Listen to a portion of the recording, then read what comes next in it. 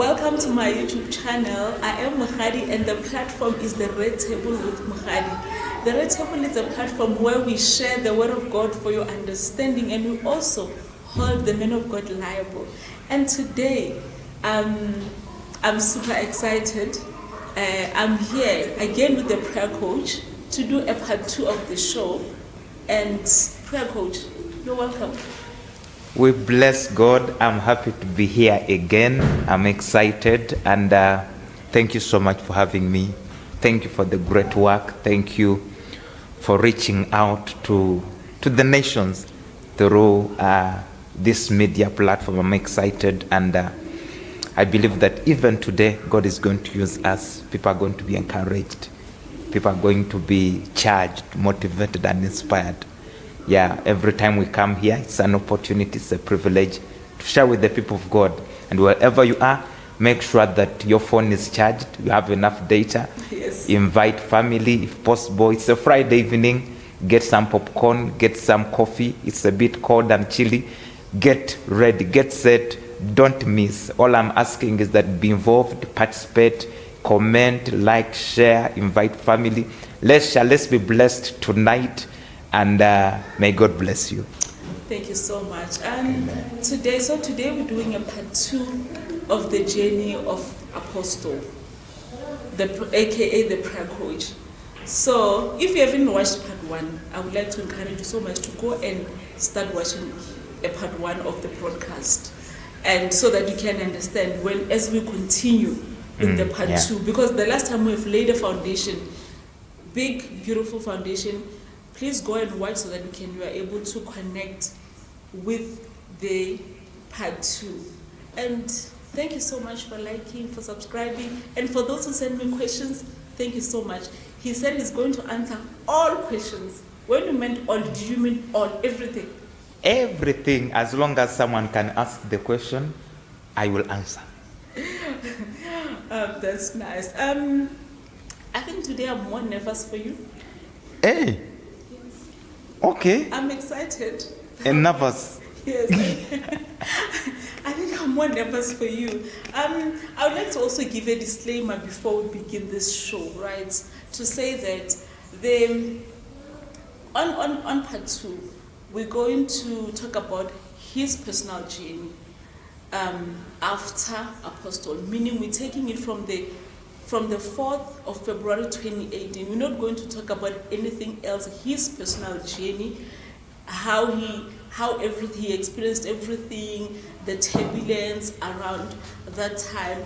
So this is not to say we're pointing fingers at anyone. So just feel free to watch and know that we are talking about his personal journey. Are you happy with that? I'm so excited. Why are you nervous? I'm nervous because part 2 is more. For me, part 2 is more. Yeah. For lack of a better word, I don't have the right word. I can't even say for lack of a better word. But thank you so much for tuning in. We were a bit delayed due to a few technical glitches, but we are here. Thank you for your patience. I really, really appreciate. Prayer coach. Amen. All right, we are back here. I take it as a credit. Me being back on this platform, it means that the last time I was here, I did good. That's why I'm being invited again. I pray that I will be here again and again. But that will based on your rating. If you comment, if you like, if this video goes viral, it means I'm doing good, so I'll be invited again. If you don't comment, if you don't share, it means I'm failing. So please make sure that you participate. It's going to be simple. We're here to talk. We will open the scriptures where needed, but I'm here to share with you. I'm here to pour out my heart. It is the first episode of the journey besides the one we did last. This one is a bit more detailed. So I guess we will not be able to finish it given the time. By the way, at 10 p.m. There is an all-night prayer today. By the way, we are live. That's why I'm encouraging that you share, you comment, because the questions you're going to post in the comment section, we are going to be attending to them. They are going to be giving us the floor. So don't be stingy with your comments, questions. Where you need clarity, you ask.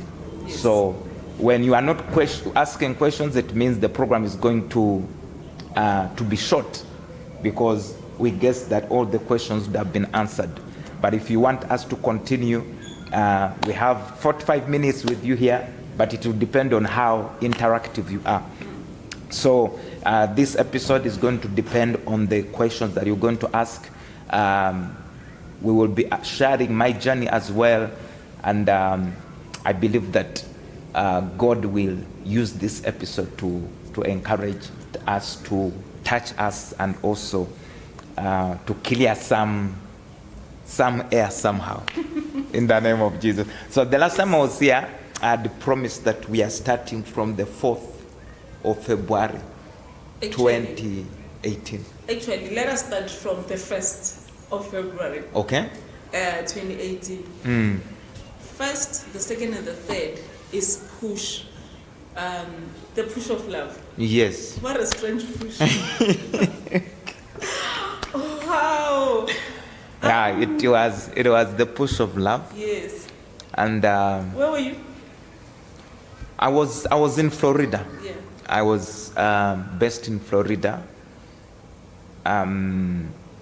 But usually on the third day, I would come to the headquarters. To lead prayers. Yeah, to lead the prayers. And I remember that day there was a visitor that had visited, a visitor from a pastor. Okay. A pastor. The third was a Saturday. Yes, the third was a Saturday. Yes. So after the program, around something past 10, I had the privilege I was part of the protocol that ushered Apostle in his office. That is the third. Yes, the third after the impartation session, after the push. The Saturday. Yes. So we went to the office. We spoke about tomorrow, because tomorrow is the Sunday. It's a Thanksgiving service. We spoke about... normally what happens after the 3 days of fasting and prayer, there's a Thanksgiving service on the 4th of every month. It is where we thank God and appreciate God for everything that He has done in the push program. Yes. Right. Yes. So we got into the office. He gave me the program for Sunday. Tomorrow. Yeah. Yes. Because there was a guest. So the guest was going to minister in Florida. Oh. Then after the ministration, I was to bring him back for lunch. Okay. So the morning came, I put on my suits as usual, then off to Florida. Yes. The guest also arrived. There was a PA at the headquarters, the one who drove the guest to Florida. From Edenville to Florida. Yes. So now we were there. I remember it was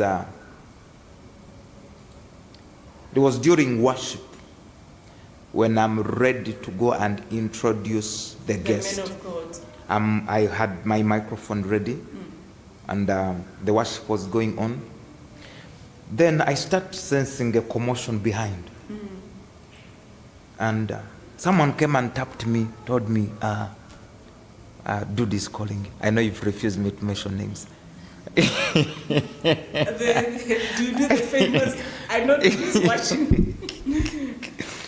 Dude is calling. Yes. I almost, I'm like, but Dude knows now I'm supposed to. Usually, that time, no one should be able to access. Yes. In fact, I first saw the calls on my phone.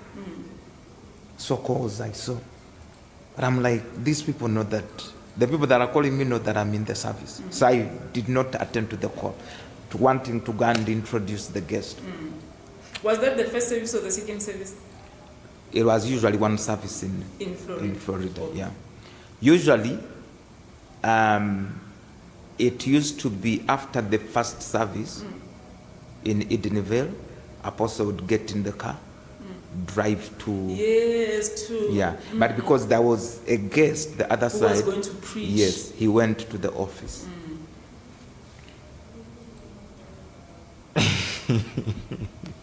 I was going to say something, but you will not be happy with me. So,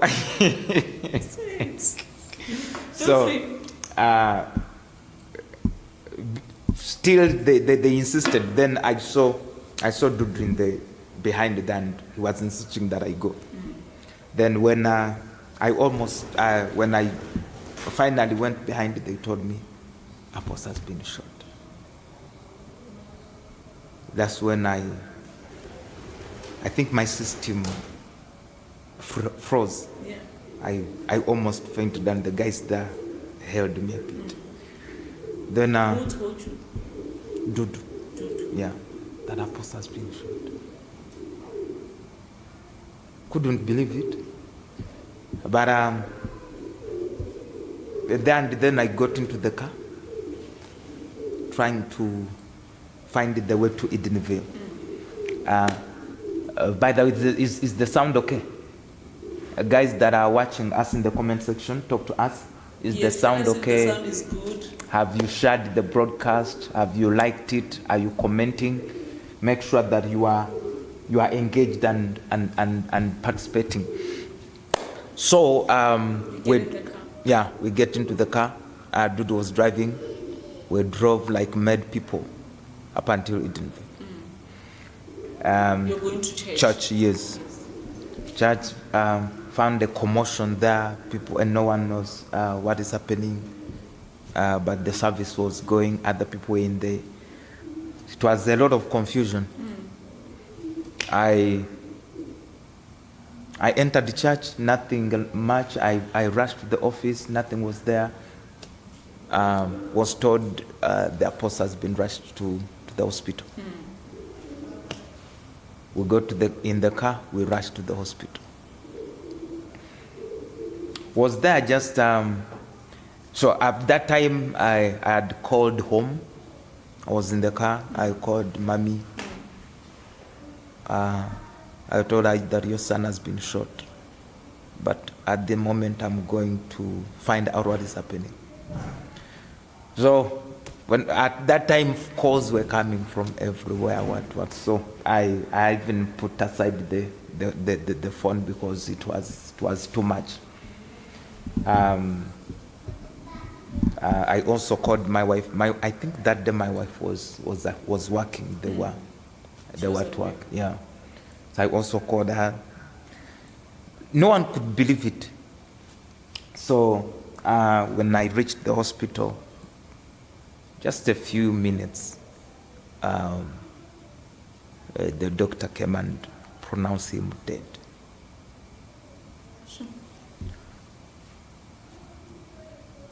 It was like the doctor was joking. I was like,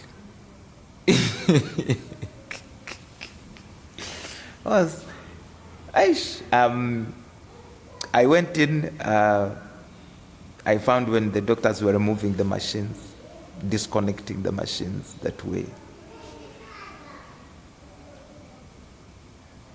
I tried to tell them not to disconnect the machines, not knowing what to do. But they said that nothing can be done, it's already. I went out. By that time, my wife had also arrived, because when I told her, she drove from work, she came.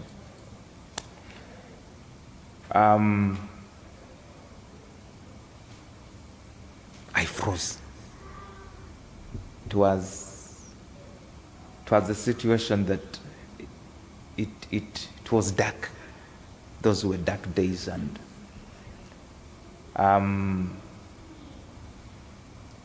think from we were there for long. At the hospital, a few people began to come in, to drive in, Some church members were driving in, some pastors also were driving around the hospital trying to find out what had happened.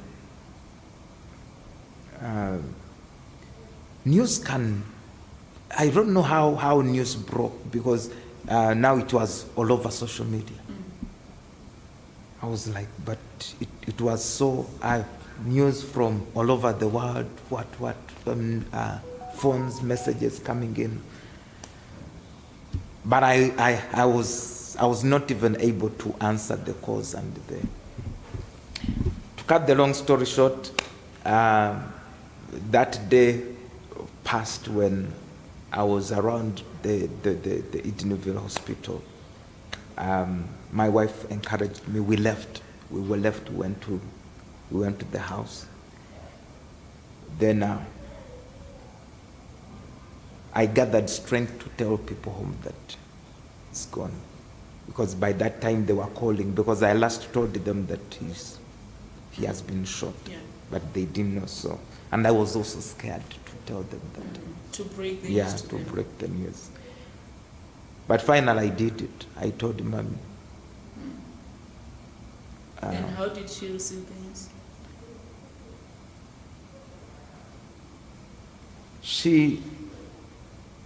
She was encouraging me. I think she minded she minded my state, so she kept quiet a bit. Then she tried to encourage me. She began. She told me, "Be strong, take heart."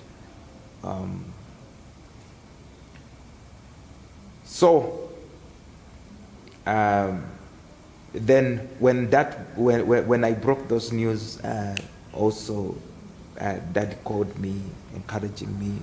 My brothers called, encouraging me. And then that's when I think the program was handed over to the church to run. It was still a Sunday service. The Sunday was still going on. I mean, the service went on. I don't even know what happened. I don't know what happened in Florida. I don't know what happened in Edenville. So it was. So that was the fourth passed, and at this point you went home. I went to my house. I went to my house, switched off the phones, not knowing what to do. Then I think very late in the evening, there was a meeting at church, the board members and the pastors. I went, I attended, then to discuss the way forward. The same day? On the same day? On the same Sunday? Yeah, in the evening. Okay. In the evening. We went, discussions were made, and the resolution was, at the moment we are praying. We are praying, believing God for restoration of life. So that was the communication that went out. We posted on all media platforms. Then I remember also news went out because the apostle was on media, was on radio. So on Rainbow. Yeah. So the church official announcement went out that this is what has happened. But on the 4th. Yeah, I remember that very. It was a Sunday. That very day, it was breaking news on Rainbow. Okay. That very day, yeah. Then when the resolution was taken that we are praying for restoration of life, people began to gather. Yeah, people were there for us. People were really there, and prayer went on from that day all through. Yeah. From the 4th, prayer began. Yeah, prayer began. People were praying all through the night. People were camping there. On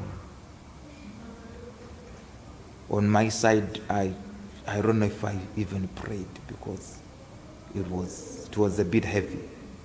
But really people were praying, and that was Sunday, Monday, Tuesday, Wednesday, people were praying. Then on Sunday, that's when, remember now the body's running the program, and on Sunday, the board is running the program. The church board is running the program. The program. Then it was decided that on Sunday, let have a celebration service. I remember. Yeah. Because also on my side, from Wednesday, Dad began to call. It was like, I want my son. Yeah. Sure. Remember now the church we are praying, but now Daddy tells me, it's enough, bring Paul home. Then I remember I told the body that this is what the parents are saying. And remember, back home, in the community, in the society, when a family loses someone, people gather. When people gather, it means they eat, It's an African food. Yeah, exactly.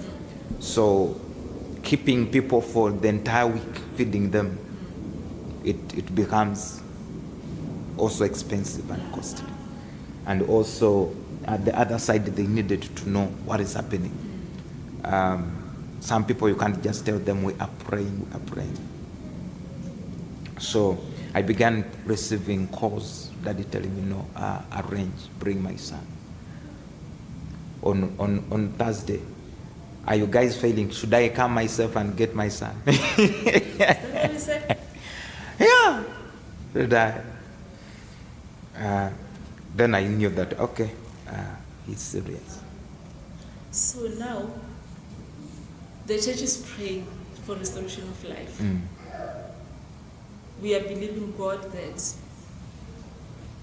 will restore Yes. Apostle Paul Kamba's life. Mm. And on the other side, the family is calling that. Yes. And how did you now handle that one? I remember one time I broke down on the phone because Mom called me and she fought me. Then I broke down. Mommy, you. I remember I cried. So I'm going to leave the thing because you guys don't know what you are putting me under pressure. You don't know what I'm going through. What? Then when I cried, I think she felt sorry. Then she told me, okay, calm down.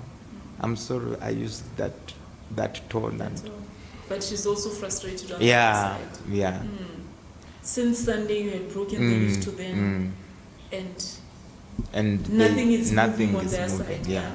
So I think I broke down, and also the people that were with me in the car. I remember we were driving somewhere. In fact, we were at that time. The body was with the undertakers. So we were driving there to the mortuary where I was. So when they called me, I broke down in the car with these guys, and poor people, they felt sorry. They came and they hugged me. I felt the people from the people that I was in the car that were driving. Yes. Someone was driving and we were moving together. So when I told the pressure, I put it also on the church, but I told them, guys, this is what is happening. This is what my mother said. Yes, we need to. Then Sunday we had that celebration service.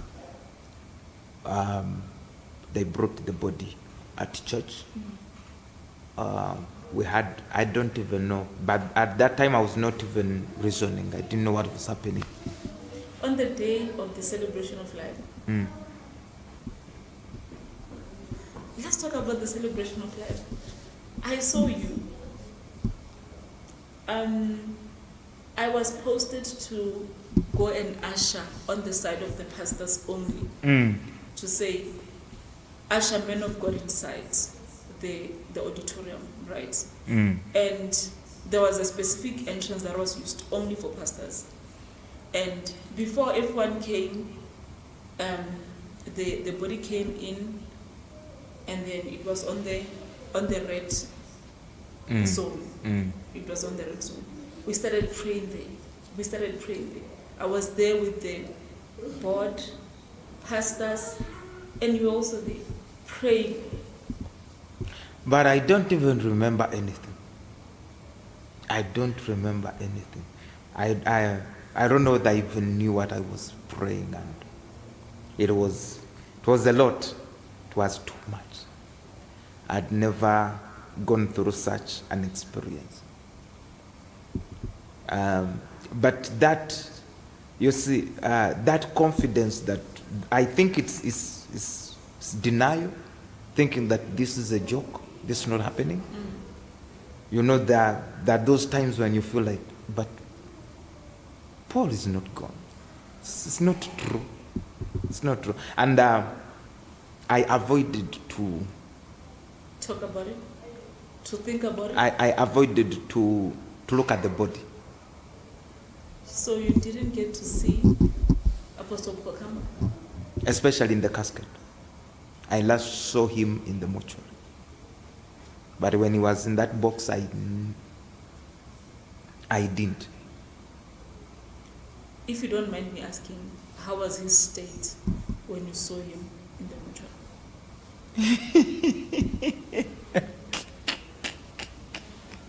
What do you mean? You know why I'm asking? It's because when we, like I told you, when I was posted to go and usher in the department where it's only pastors, right? And when the viewing began, right? When we were praying and pastors would give a word of encouragement, and we pray, a pastor would give a word of encouragement. I was there, you were there. I saw him, and when the viewing began, I was also ushering where everyone was coming. Standing there, handing a tissue when everyone was coming. And yeah, that's how I saw it.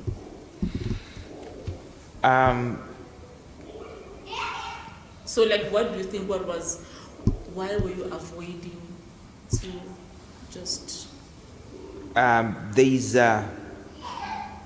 There's a picture I wanted to remain with. Yeah. There's a picture that I wanted to remain with. So it was sort of a subconscious decision. Yeah. I didn't want, and usually I don't do that. I don't view bodies. Yeah. I've never, even when people are viewing, I don't do that. Even when I go for funeral services, so people that you know at home, you hardly. Yeah, I don't do that. Yeah, sometimes for spiritual reasons. Yeah, and maybe fear for the dead. So the celebration of life happened. The celebration of life happened. From there, the flights were already booked for Monday morning. The flights were already booked. So after the celebration service, the body went back. Yeah. Then back to the yes. Then I went to the house to prepare for the trip in the morning. Yeah, we packed. I remember I left with my wife. We packed, we prepared for the morning. went to the airport. We left. Flew out. Yeah. In Uganda, there was a memorial service that was organized in the city, where all his friends, his pastor friends, and everyone, where they Childhood gathered. friends. Yeah. So from the airport in Uganda, we drove directly to the church. Where the Yeah. service was. Which church? Yeah. It's Miracle Center. Kasanga Miracle Center. Yeah. I remember. Yeah. Pastor. Pastor, Joe. yes, Pastor Isaac. Yes. Thank you, Pastor. If you're watching, thank you so much. That was a job well done for our pastor. Yes. So we gathered there. Also, when the family came to Devon to fetch us from the airport, we all went to the church. A service happened. It ended around 7. In the evening. Yeah, the evening. Then after that, there is another like 3 hours drive to my hometown. This is happening in the city, but now after that there is a 3-hour drive. 3-hour drive. But Where is your hometown? it's Mbale. not that one. Now that one is 6 hours. So where we're going now, the hometown is where the church where my parents minister is. Oh, I see. Yeah. So there was also a service all through the night there. People had already, so the service had already begun. When we arrived, we took the body in church. Where your parents are ministering? Yeah. That's where the body spent that night. Was an all night. After that, in the morning, we went to the house. To your parents' house? Yes, they took the body there, preparing now to go to where we're going to put him to rest for 6 hours. That 6 hours drive. So I think So now what is happening in South Africa? There was a celebration of life, you left. What is happening in South Africa? People are still believing that you are still continuing to pray. that was what was happening. Okay. It was still happening. No, So- I'm asking because you are the one who knows what was happening. I don't know. I don't know what was happening. Tell me what was happening this side when we left. When you left, I remember it was a Sunday service, the celebration of life, and you left. And then on Monday morning, we received a message that Apostle will be laid to rest in Uganda, Mbale. I remember seeing this word, and I think up until today, I don't like hearing that word because it reminds me of, I heard it for the first time when I heard that Apostle was going to be laid to rest, and I was like, okay, now it's happening. Yeah, you know now the other side we are kids, we are children. Yeah. I think when I told them that no, You're praying for we are bringing the body on Monday. Monday. Morning. On Monday. Yes. For them they made the arrangements. Oh. So when I arrived there, I was also surprised that we are, because now the program is no longer In your hands. yes. Oh, I see. So for them they had already arranged and Like So- you're saying, that side you are a child Yes. to your parents. You are the last boy. yes. And this side you're an apostle, you're a pastor. So, so that was so Monday morning around 4 a.m. we set off for, not Monday morning, Tuesday morning. Yes. Tuesday morning we set off for Mbale. The way you know it, as if you've been there. Yeah, exactly. That's exactly how I feel. I don't think I'll ever forget the name. So we drove. Hey. Yeah. It was an experience.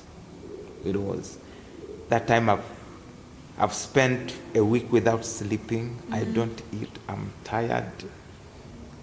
I think I was even smelling. It was really very, very, very tough. Do we have any questions, by the way? Do we have questions? I don't know. Do we have any questions? Because I want to know if people are being, whether we have any audience. Guys, ask questions. I'm seeing 14 of you live here. You should be able to send us questions. Ask questions. So, now is the day of the yes. that you lay him to rest. Yes. Was it the 11th? So where was the service held? Which service? The service to lay him to rest. Remember, there should be a service. Yes, that happened on the in day. that happened in at home, where where we put him to rest is where my grandfather stays. Oh. Yeah. Okay, so let me try to make sense of this timeline. The time we saw a live broadcast at Kasanga Miracle Center, the way you took to the stage, you remember, and then you also gave a speech. So that was the memorial service. It was not the actual funeral service. No, it was not. Oh. Yeah, it was not. After that service, there was another service. That we were not privy to. Yes, there was another service at my parents' church. That Yes. none of us watched. Yes. And I always felt like it's okay. You can't bear to see that happen. Yeah, and no one was there to do the media. Oh, I see. No one was there to do the media. But for those who covered that service, a job well done. Because I remember I followed, and I also remember that I want to watch it again and again. Yeah. Yeah, for the one that happened at Miracle Center, it Yes. was live. It was live. Yeah, I think it's the only service that was That streamed. we that was were live. able to. Yeah. But also, I must also say, what did you say about the support of the church in Kasanga Miracle Center? Wow, Yeah. those guys they stood, they did a great work. Yeah, they honored him. It was such, because I was also surprised that, because no one was there to organize anything, but the way it was organized, I was surprised. But now what would you say is the relationship between the senior pastor of Kasanga Miracle Center and Apostle Paul Campbell? Like, how did they relate for him to honor him in such a manner? Apostle was like a son there. Yeah, Apostle was like a son. I remember even now, that's where Apostle Roland is. Okay? Yes. So, Apostle used to take these papers. So they were doing it for their son. Yeah, for their son. Even Apostle Suna, Apostle's spiritual father was there. Yes, I saw him. He was also there, yes. Yeah, so that's the church that gave birth to him spiritually. Yeah. Though it was Apostle Suna, but Apostle Suna is under Miracle Center. So it was. Actually, thank you for clarifying that, because we always knew there's a senior pastor there and there's another pastor. We didn't know that they came from the same church. No, they're coming from the same church. Yeah. No, I must So say that the manner in which they honor the him- father of Apostle Isaac is the father of Apostle Suna. Oh, I see. You see? They come from the same mentor. Yes. Yeah. So, so after that service, another service in my parents' church, then Kelvin, is the machine on? Okay, all right. Then you had asked, the final service was at my grand's house. And then we put him to rest. Yeah. Tell us about that one.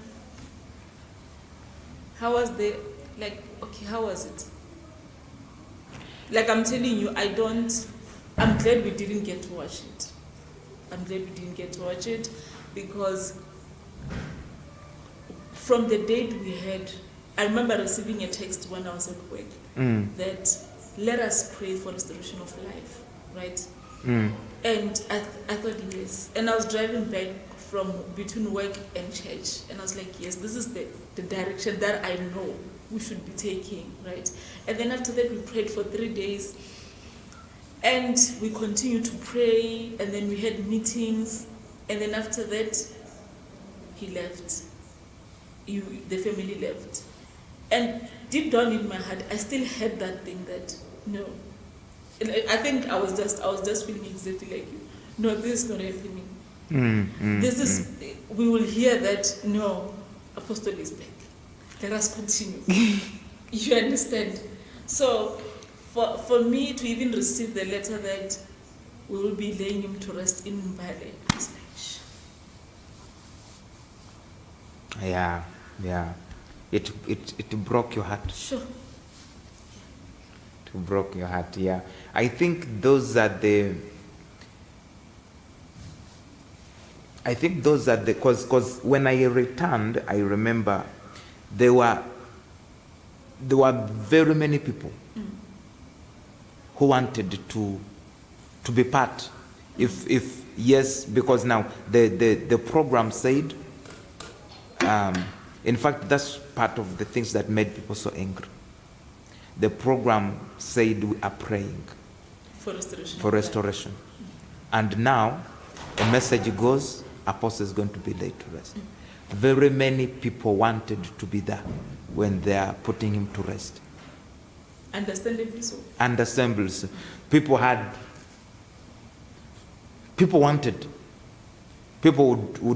have loved to fly to come and attend.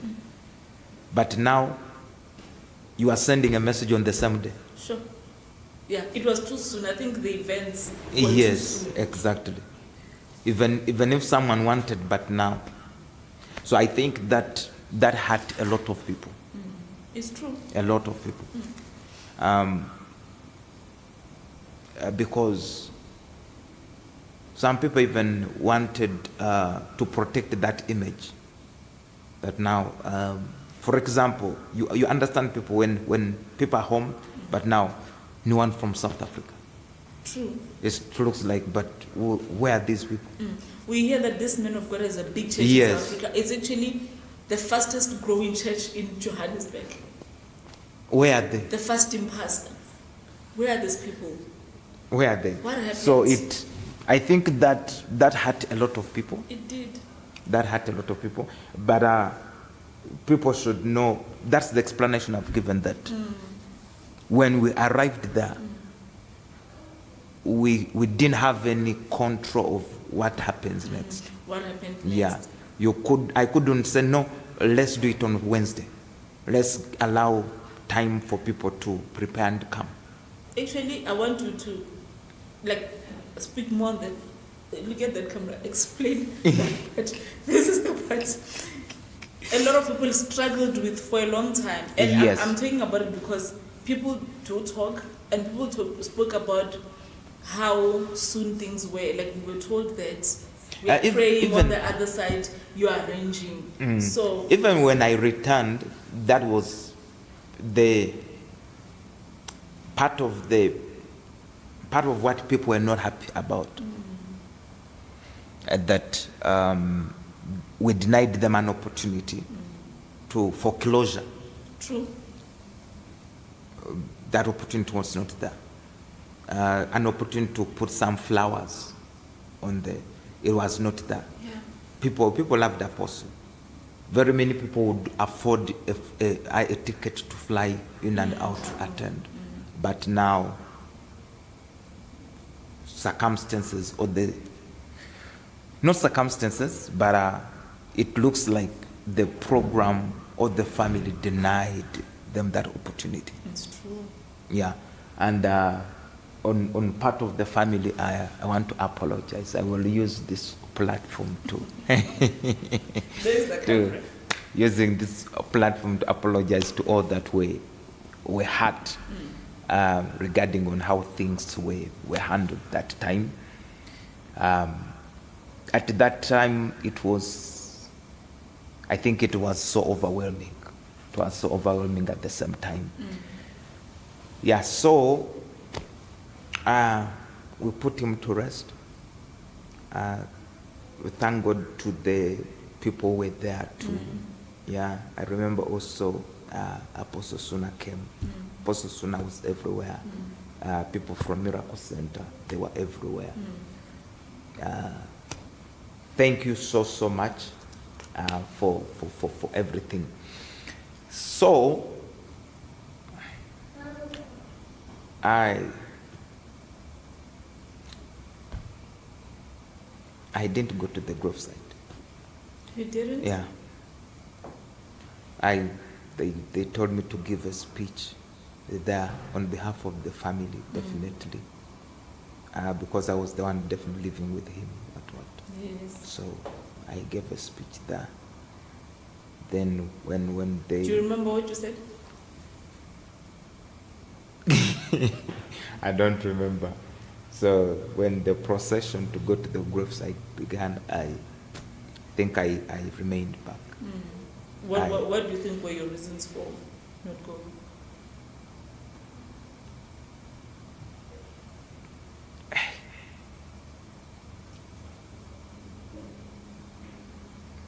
I was angry. I was hurt.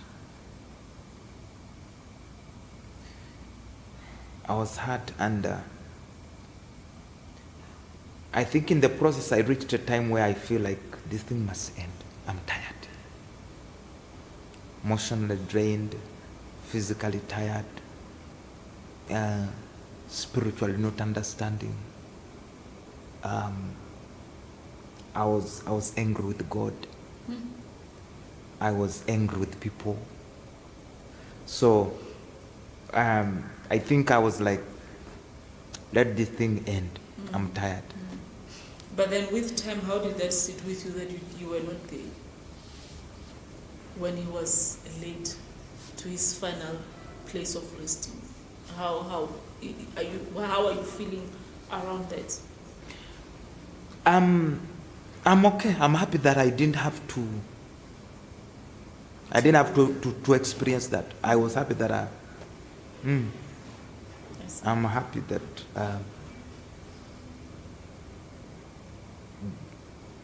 that I didn't. Yeah, I think I'm happy. I think I'm okay with it. So after that, how long? And then you were home for quite some time because you didn't come back.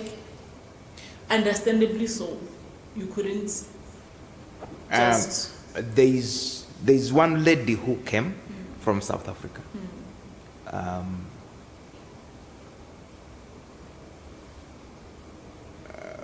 So, and there were very many people at home. So after the funeral, we left. We drove back to the home house. Where you stay. We drove that night. We made sure that we booked this lady in the hotel. Who came to support? Yeah.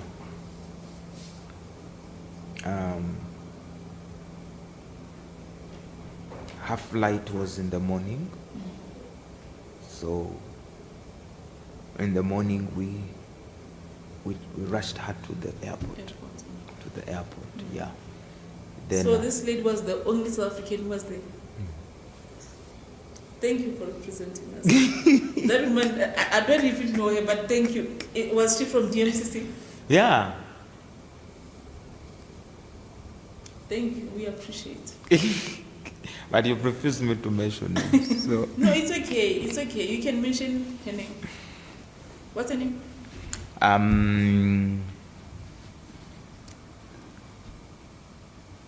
Who? I'm forgetting the name. Okay, you will remember. As we, and then you stayed at home for some time. In fact, I was not home. After maybe we spent my wife spent there 2 days, but she had to report back to work. So she left. She left. She came back to South Africa. Then I also went home a bit to finalize whatever was there. Then I didn't spend much time. I went into prayer.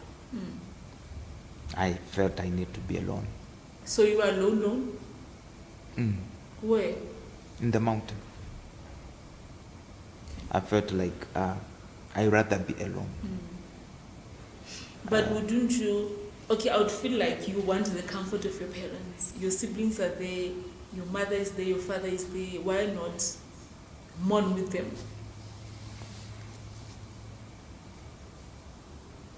A good question. A good question.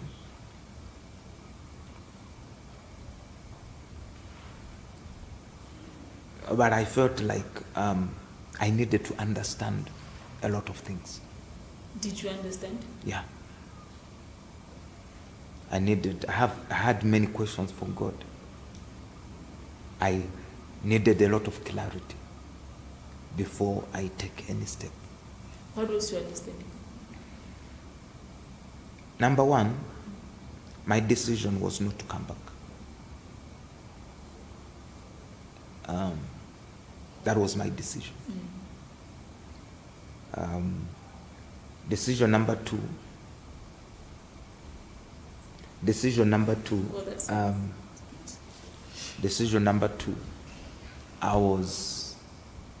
It was over with the ministry. Understandably so. So I was not coming back. I was out of ministry. I needed to know the way forward. At the same time, I was fearful. I was in fear. True. Yeah, I was in fear. Obviously, the circumstances surrounding it. Not knowing. It's one thing if someone died in an accident. It's one thing if someone was sick and died. But the way he died, not knowing what were the intentions of whoever was behind it. So, how sure am I that I'm safe? That is the biggest question. Yeah. So all this was part of my decision of not coming back. And also, I think I had developed hatred for the country. For South Africa. I remember this one time I saw a post on Facebook. He said, I can't remember exactly there was, but you said, I see a suspect in everyone. You remember that post? I see a suspect in everyone, except the one who's reading this message. And I was like, I do, I understand. Yeah, so... Because you need closure of what happened. Why did it happen? You need to close a chapter. Exactly. So that pushed me to being alone in prayer. That's when I went to the mountain. I was there alone for those days, mourning alone and praying. then that's where I received the encounter that I spoke about. Did I talk about it in the past episode? No, you didn't talk about it in the past episode. You never spoke about it. I did. You did not. What did you say? That's when the mandate of the ministry. That's when I received the mandate. I didn't share about the mandate. You didn't share about the mandate, but you did share when I think it was one of your live broadcasts where you shared how you received the mandate. Yes. That you were praying and you were mourning at the same time, asking God questions. Yes. And I remember you said something like, you know what, I also went to school, I'm educated, I can stop this ministry thing and go to work. That was your conversation with God to say, yes. I'm not really stuck here. Yes. And I so, can understand. After that fasting, the mandate came. After the mandate and everything, my encounter with God, I was ready to come back. Now, I came back. That was March, April. No, I came back because the push happened when I'm here. But I think I didn't. March. Yeah. Okay. I didn't attend, but I had arrived. Yeah. So the mandate came on the 24th. Then I spoke to my wife. She booked me around, I think, was it the last day, the 28th? I think towards the 28th. The end of yeah. March. Towards the end of February. Yeah. I came back. I think the last day of the last day of the push, I was in Edinburgh. That push. I remember people were excited to see me. Yeah. Well, I don't remember. I don't remember the push of March. People were excited to see me. I remember. To say now you're back. Then after that, given the instructions that God had given me when I was praying, people who I was leading in Florida, we began.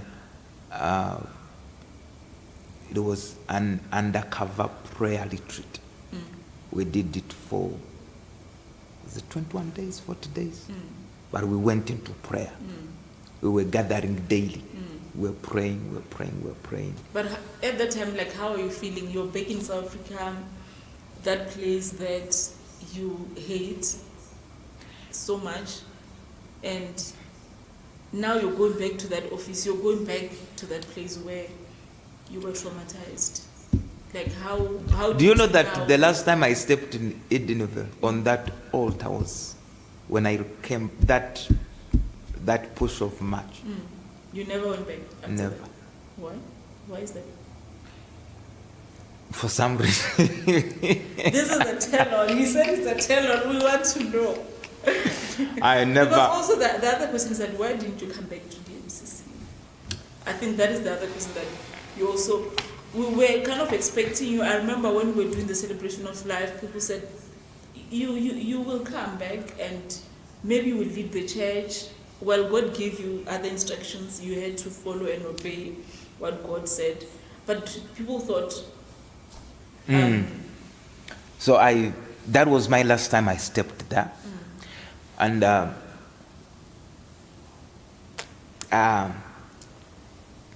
on God's instructions. Okay?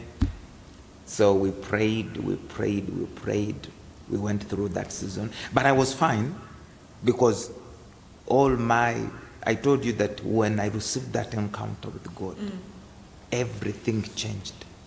I think maybe in part 3 we'll talk about it. We'll talk about the encounter. Yes, we'll talk about the encounter. Yeah. Maybe for now we can take questions. Yeah, if there are some questions, we'll check if there are some questions there. Let us see. Okay, there's a question. What was the general feeling of people when we were praying for restoration of life, right? Remember that there was it was announced on Rainbow FM, right, that we are believing God for restoration of life. How did the people in the church cycle receive that DMCC is praying for restoration of life? Did people support you? Was it surprising? Because I believe that we are well within our scriptures to pray for restoration of life. But how did people receive it? I think that's a good question for you. Because for me, I told you I was not, I think I was not, my mind was not in, I didn't know what was happening around me. So it's you guys who were hearing the noise and so how was the feeling? How did people receive it? Look, obviously that was the very first time. It was also my very first time to experience such a thing. We are praying, push is big, I'm serving, I served in the main push, and boom. And then we started praying, and I was like, no, let us join this prayer. And then I started talking to other people who were not in the ministry, and then people said, like, we are praying with you, even though they didn't come to our church. And I was like, that church, that prayer was big. I've never seen people praying like that, ever. I don't think I've ever prayed like that. But the level of faith that rose at the time is unprecedented. Amen, amen, amen. Should we take the next question? Yes. The next question says, how long did it take for you to release him, to accept that he is no more? Surprise, I explained that because for me, it is after the encounter with God. It is after that encounter that I got healed. I was fine. I think all the pain had left me. I think my world changed after that encounter. Everything got back to being okay. That unless when he comes in the dreams but I've never been there when I'm feeling like I'm depressed or that, unless when now sometimes there are ministry challenges. There are times when I miss him. Yes, I think there are you very wrote a many status times. last year around lifting of the kids. He said, I miss Paul, and that was flooded with comments. And I was like, I understand, because during this time of lifting of the gates, sure, it's a movement on its own, but we'll also talk about that. Yeah. Can we take another question? Yes, please. This one, I'm scared for you. Okay. But he said it's a tell-all, so it's a tell-all. Greetings, Apostle. What is going on the case of Apostle Mokgadi? What is going on it?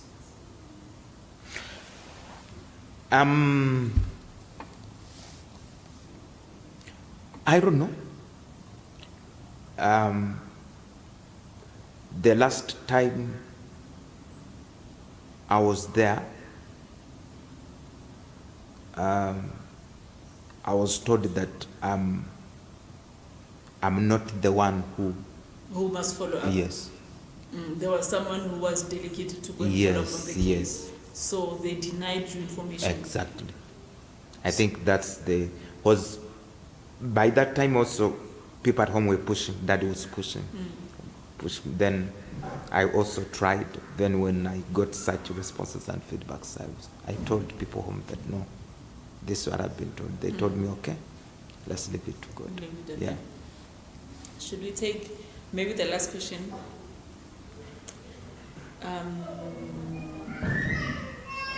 I think it's almost the same question. How did you find closure I think that one you've answered. Right? Yeah. Yes. I think for now we'll take these questions. And should we do a part 3? Yes, we must.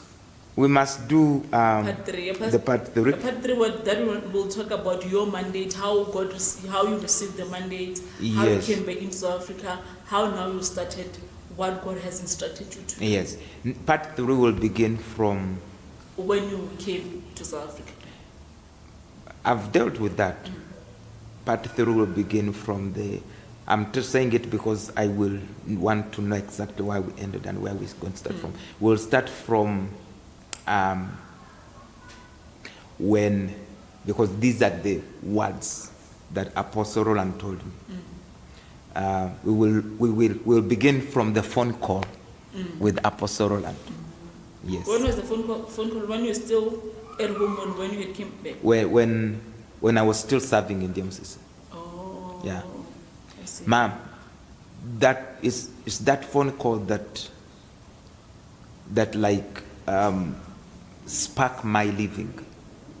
I knew from my encounter with God that I was supposed to leave, but I didn't know when, because it was clear that God will let me know when.